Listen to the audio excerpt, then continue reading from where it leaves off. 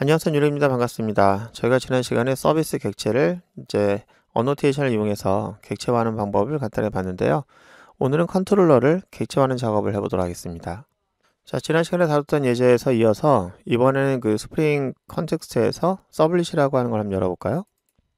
여기 열어보시면은 지난 시간에 했던 것처럼 여기 지금 빈이라고 하는 게 있는데 여기에 컨트롤러가 있습니다. 오늘 이 컨트롤러를 어노테이션을 바꾸고 여기선 주석으로 다 바꾸려고 해요. 그렇다면 저희가 이걸 어떻게 할 것이냐, 일단 주석부터 먼저 해보도록 할까요? 이 인덱스 컨트롤러를 먼저 주석으로 합니다. 그러면 이 녀석이 이제 객체화되지 않기 때문에 IOC 컨테이너에 담겨지지 않을 거예요. 자, 이거를 저희는 이제 어노테이션을 바꾸겠다 이런 얘기죠. 그럼 저희는 어노테이션을 달기 위해서 컨트롤러 클래스로 한번 가도록 할게요. 인덱스 컨트롤러. 그래서 지금 지운 게 이거니까 이걸 한번 가도록 하겠습니다.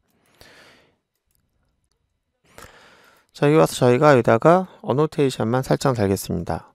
이때는 컴포넌트라고 하는 것도 가능하다고 그랬죠. 이렇게 되지만 이것을 사용하지 않고 저희가 얘를 좀 더 역할이 담겨져 있는 컨트롤러, 이 어노테이션 달 거예요. 자, 이렇게 어노테이션이라고 하는 녀석을 달게 되면은 이 녀석의 역할은 뭐냐면 이 클래스를 로드할 수 있게끔, 그래서 IOC 컨테이너에 객체화돼 담겨질 수 있게끔 하는 거잖아요. 이런 녀석 쓰려면 반드시 선결해야 될 것이 있습니다. 지난 시간에 저희가 그 서비스라고 하는 컨텍스트에 보시면은 이걸 했었어요. 컴포넌트 스캔이라고. 이걸 왜 했냐면은 서비스라고 하는 클래스가 그렇죠. 여기서 주석되고 이 녀석을 찾아서 스캔해서 거기에 달려져 있는 지난 시간에 서비스였죠. 서비스라고 하는 어노테이션을 찾아서 걔를 객체화하는 작업을 하기 위해서 이 스캔 범주를 이렇게 패키지명을 했습니다. 이 패키지명의 스캔 범주에는 컨트롤러가 빠져 있어요. 저희가 인덱스 컨트롤러는 패키지명이 좀 다르죠? 컨트롤러잖아요. 그러면은 저희가 찾을 수가 없는 거예요. 그래서 서비스라고 하는 녀석이 갖고 있는 이것처럼 똑같이 복사해가지고 저희는 여기 서블릿 컨텍스트에서 얘를 또 넣어줘야 됩니다. 넣어주면서 여기다가 컨트롤러라고 이렇게 해줘야겠죠? 그러면은 지난 시간에 말했던 것처럼 이 안에 이 기능이 있습니다. 그래서 이걸 할 필요가 없어요. 자, 이렇게 되면은 혹자는 이런 말 할 수 있을 것 같아요. 저희가 서비스라고 한 녀석에서 이 녀석의 범주를 서비스를 지우고 이 웹이라고 하는 것까지 해서 범위를 넓히게 되면은 스캔 범위가 넓어지니까 이 컨트롤러라는 녀석을 굳이 이렇게 하지 않아도 얘를 지워도 저 하나로 다 해결되지 않습니까? 이렇게 생각할 수 있는데 그 말 맞습니다. 그 말 맞는데 이 스캔 범위가 너무 넓어지게 되면요, 저희가 모든 그 클래스들을 다 찾아야 되잖아요. 만약에 저희가 서비스라고 하는 것과 이 컨트롤러라고 하는 것으로 두 개의 패키지만으로 한정된 그런 클래스들을 사용하는 거라면은 그렇게 하는 게 좋긴 하죠. 근데 저희 보면 엔티티라고 하는 것도 있고요. 그 다음에 다양한 패키지를 추가하게 될 거예요. 그럼 웹이라고 하는 것 안에 있는 그런 패키지들이 한두 개가 아니라 쭉 늘어날 수도 있는데 그 모든 것들 저희가 다 IOC에 담아야 할 객체들은 아니거든요. 불필요하게 저희가 담지도 않을 그런 클래스들을 다 찾게 하는 것은 여러 가지 문제가 있겠죠. 뭐 성능상에. 그래서 저희는 이 컨트롤러는 컨트롤러 따로 이렇게 해주시고요. 서비스는 서비스라고 해서 따로 이렇게 좀 특화시켜서 하는 게 바람직하지 않을까 생각합니다. 자, 그럼 저희가 이렇게 했으니까 그러면은 다시 컨트롤 오셔서 이제 스캔 범주에 들어갔고요. 그럼 저희는 이거를 객체화하는 데 성공을 해야 돼요. 그런데 이제 저희가 아직 설정이 하나가 빠진 게 있는데 여기 다시 한번 와보시면은 저희가 주석했던 내용을 살짝 보시면요, 저희가 요거를 객체화하는 작업만으로 이제 끝내면 안 돼요. 이 객체가 왜 존재하냐면 컨트롤러는 반드시 그렇죠, URL에 응답하는 그런 녀석이잖아요. 그러니까 URL에 대한 정보를 어떻게 심을 것이냐, 그것도 좀 있어야 됩니다. 그래서 여기 오셔서 그 URL 매핑하기 위한 그 정보를 심으셔야 돼요. 자, URL을 매핑할 때는 그 어노테이션 할 때는 굉장히 큰 장점이 있습니다. 그 뭐냐면은 그 어노테이션은 이 클래스 그냥 찾는 거예요. 뒤져가지고 여기서 어떤 함수에 어노테이션이 붙었다. 그러면 그 함수를 찾아서 그냥 실행하면 되는 거예요. 그리고 다 뒤져가지고 클래스에 어노테이션 붙었다. 그럼 이 녀석이 컴포넌트나 또는 이 컨트롤러다 라고 하면은 객체를 생성하면 되는 거예요. 그러니까 뭐가 붙어 있으면 붙어 있는 것을 가지고 그냥 해야 할 그런 행위가 있는 거죠. 근데 이제 어노테이션 쓰지 않는 그 전의 방식을 쓰게 되면은 이거를 객체화했다 해도 이 객체를 참조하려면은 참조할 수 있도록 하는 그런 변수명이 정해져 있고 또 호출할 수 있는 함수가 정해져야 되는 거예요. 그래서 인터페이스라든지 이런 규약을 썼어야만 됐는데 이제 이거 필요 없습니다. 지울 거예요. 사실 어노테이션을 객체를 생성할 때는요. 그리고 그 안에 있는 URL 매핑하기 위해서 이 이름을 썼을 때는 정해져 있는 그 약속을 통해서 얘를 호출하는 거기 때문에 이랬는데 저 이렇게 할 필요 없어요. 이거 다 지워도 돼요. 근데 일단은 주석 처리할게요. 자, 어노테이션으로 작성하는 그 URL 매핑을 보시면 기가 막힐 겁니다. 여러분들도 보시면은 함수를 그냥 제가 퍼블릭으로 하나 아무거나 지을게요. 그리고 반환 타입을 이렇게 이름 그냥 아무렇게 하실게요. 자, 이렇게 합니다. 그럼 이 녀석은 이름도 약속한 적이 없고 아무것도 한 적이 없는 거예요.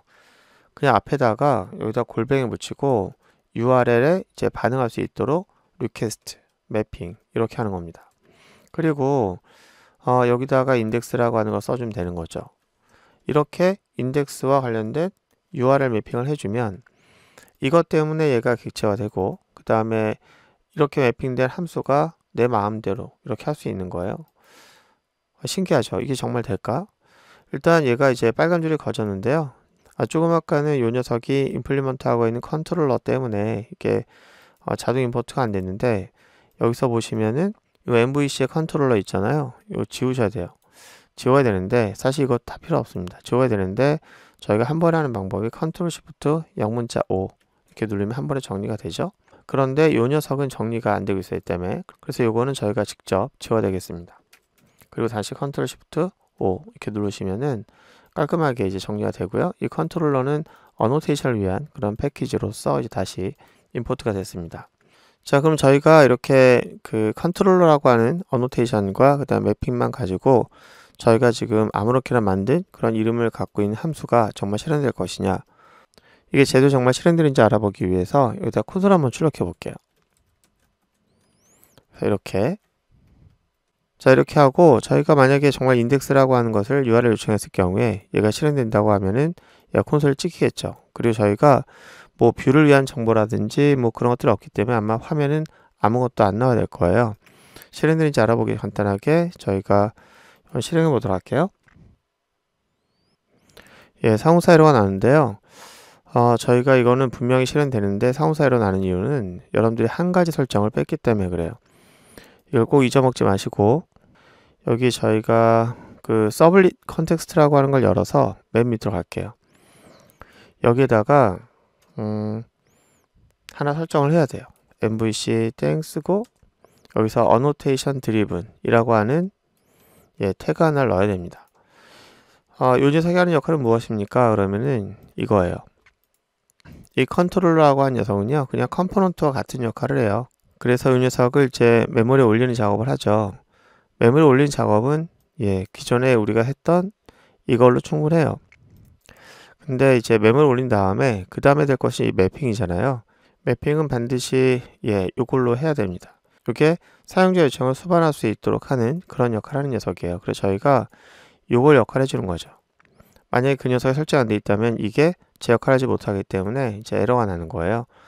자, 그럼 이렇게 하고 저희가 잘 실행되는지 한번 실행해 보도록 하겠습니다. 컨트롤 F11 눌러서 실행한 다음에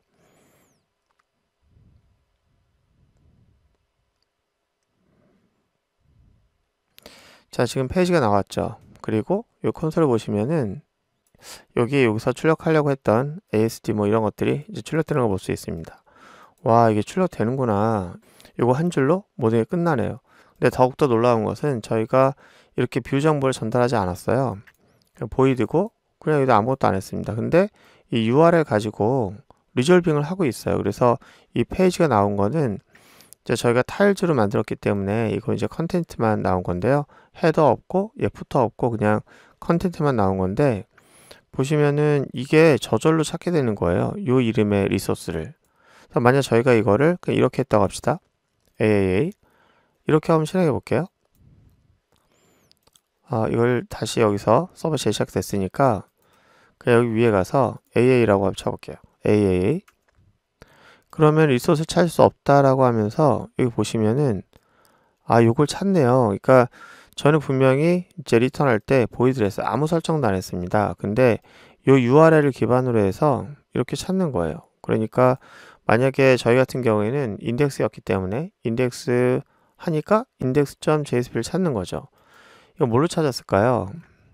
저희가 그 서비스 설정을 가보시면은 리졸버가 있는데 이 타일즈 이름에서는 찾을 수 없으니까 이제 기본적으로 이걸 찾겠죠. 그래서 앞에다가 이걸 붙이고 뒤에다 붙여서 그 이름을 찾아가지고 이소를 찾다가 이제 찾은 게 없으면 에러가 나는 거고, 예, 찾은 게 있으면 그게 나오는 거죠.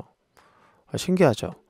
자, 오늘은 일단은 여기까지 해봤습니다. 다음 시간에 컨트롤러를 저희가 다루는 방법을 좀 더 자세히 알아볼 건데요.